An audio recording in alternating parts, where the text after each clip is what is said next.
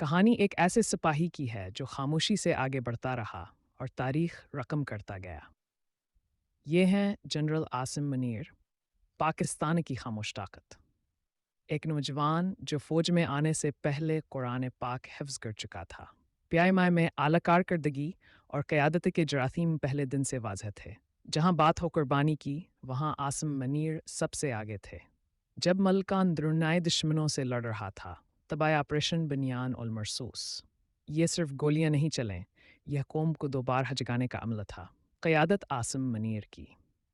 پھر انہیں بنایا گیا DGSI، پاکستان کی سب سے حساس اور طاقتور ایجنسی کا سربراہ۔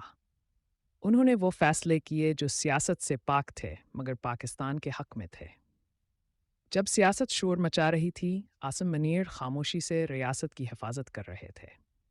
ان کا ہر قدم Thanks for watching and like, share and subscribe the Qazi TV.